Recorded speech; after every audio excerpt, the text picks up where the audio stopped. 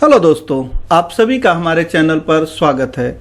दोस्तों, आज हम अपने एक्सेल में वी लुकअप का एक और एग्जाम्पल देखने वाले हैं, जिसमें वी लुकअप के थ्रू हम मल्टीपल वैल्यू एक साथ कैसे सर्च करके लेके आते हैं उसे देखने वाले हैं। तो आप मेरे इस डेमो के देखिए, उसके बाद अगर आपको लगता है कि ये सीखना चाहिए तो बिल्कुल सीखिए, वरना वीडियो को स्किप कर सकते हैं। सबसे पहले हमारे डेमो को देख लीजिए।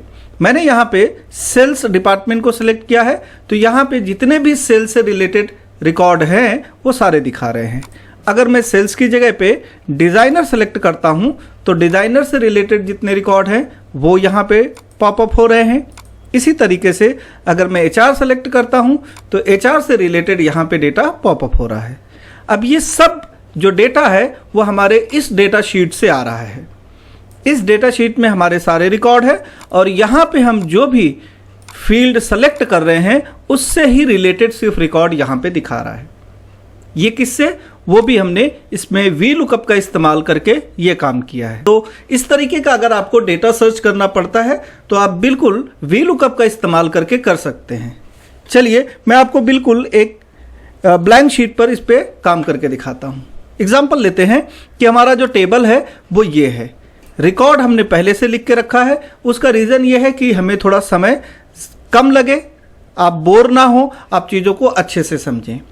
तो हमने यहाँ पे sales department, developer department, HR department, designer department, ये 4 डिपार्टमेंट हमने यहाँ पे बना के रखा और उसी से रिलेटेड यहाँ पे उनसे रिलेटेड जो भी एम्प्लॉयज़ या फिर स्टूडेंट हैं उनको यहाँ पे हमने दिया हुआ है।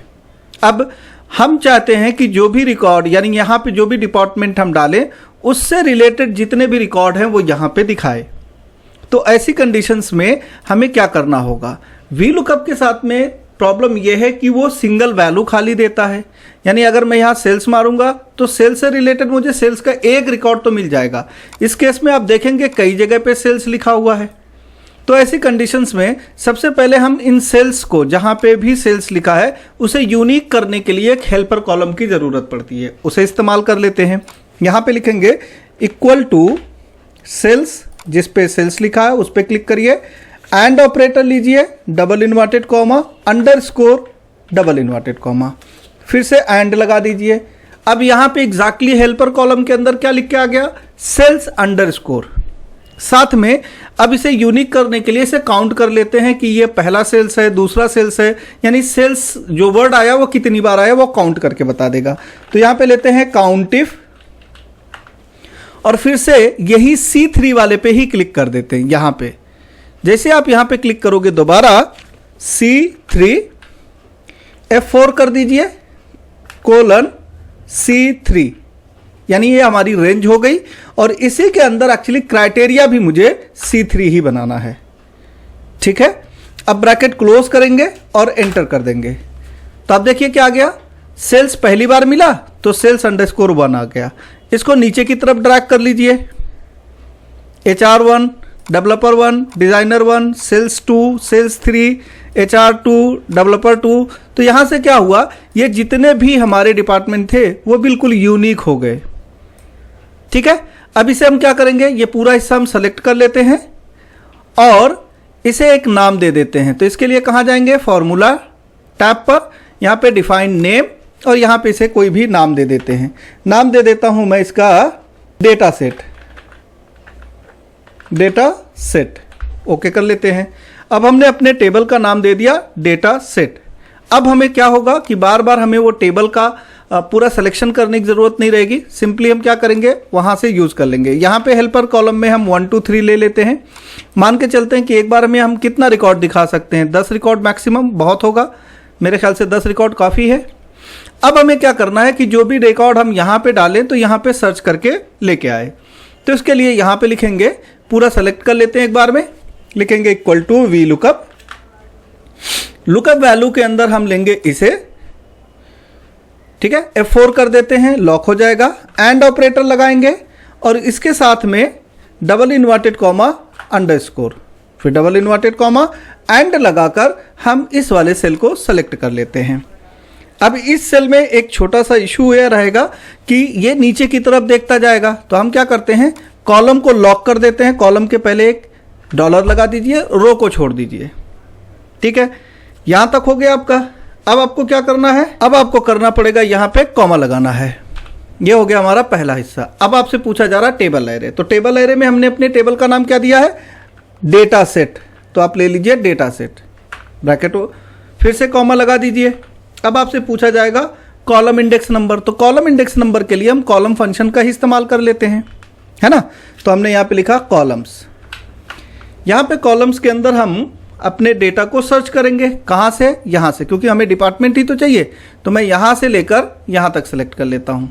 यहाँ पे मुझे क्या मिलेगा, 1 2, है ना। और मैं अगर यहाँ से सेलेक्ट करता हूँ तो यहाँ पे मिलेगा 2। तो मैं एक्चुअली यहाँ से सेलेक्ट करता हूँ और इसे कर देता हूँ लॉक। किसको, हेल्पर कॉलम को, हेल्पर कॉलम को लॉक कर देता हूँ। अब यहाँ से मुझे कॉलम नंबर मिलता रहेगा, ब्रैकेट क्लोज कर देता हूँ, कॉमा 0, फिर से ब्रैकेट क्लोज और कंट्रोल के साथ एंटर। अब यहाँ पे आप देखिए कोई भी नाम नहीं है, और जैसे ही हम यहाँ नाम टाइप करेंगे तो हमारा डेटा आ जाना चाहिए। हमारे पास डेटा ढूंढ लेते हैं क्या है। मान लो मैंने सेल्स डाला, यहाँ पे इस जगह पे सेल्स लिखा और एंटर किया, तो आप देखिए सेल्स से रिलेटेड रिकॉर्ड आ गया। अब इस हिस्से को मुझे क्या करना है, नीचे की तरफ ड्रैग कर देना है, जितने लोगों के लिए चाहिए, ठीक है। तो मेरे पास इसके बाद रिकॉर्ड तो नहीं आ रहा, मैं मान के चलो 10 लोगों के लिए रिकॉर्ड डाल देता हूं ऐसा। तो हमारे पास सेल से रिलेटेड 4 रिकॉर्ड थे, चारों रिकॉर्ड हमारे पास यहां पे आ रहे हैं। लेकिन इसके आगे आप देखेंगे तो NA आ रहा है, यानी हमारे पास सेल से रिलेटेड 4 ही रिकॉर्ड है, आगे रिकॉर्ड नहीं है, तो NA आ रहा। तो क्या करें इसके लिए, अब इसके लिए भी हमें एक छोटा सा फंक्शन लगाना होगा। इसे फिर से सेलेक्ट कर लेते हैं, F2 दबाएंगे और यहां पे VLOOKUP के पहले एक लगा देते हैं इफ एरर। इफ एरर लगाने से क्या होगा, जहां तक वैल्यू मिल रही है वहां तक शो करे, और जहां पे वैल्यू नहीं मिल रही है उसे खाली रख दे, है ना।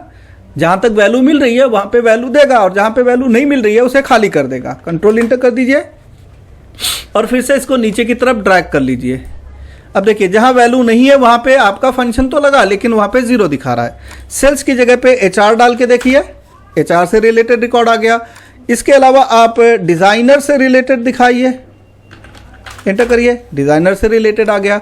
डेवलपर का रिकॉर्ड देखना चाहते हैं तो आप डेवलपर का रिकॉर्ड देख सकते हैं। यानी जो भी आपको रिकॉर्ड सर्च करना है वो आसानी से यहाँ पे सर्च कर ले रहे हैं। हमने सिंपली कोड क्या लिखा वो भी ध्यान दे दीजिए। हमने क्या किया, यहाँ पे सबसे पहले एक हेल्पर कॉलम बनाया जिसके अंदर हमने इस फील्ड को यूनिक कर दिया।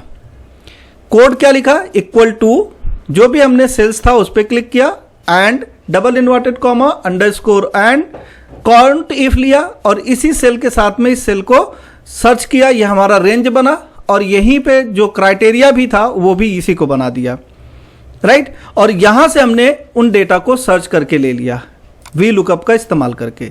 तो होप कि आपको वीडियो अच्छी लगी हो।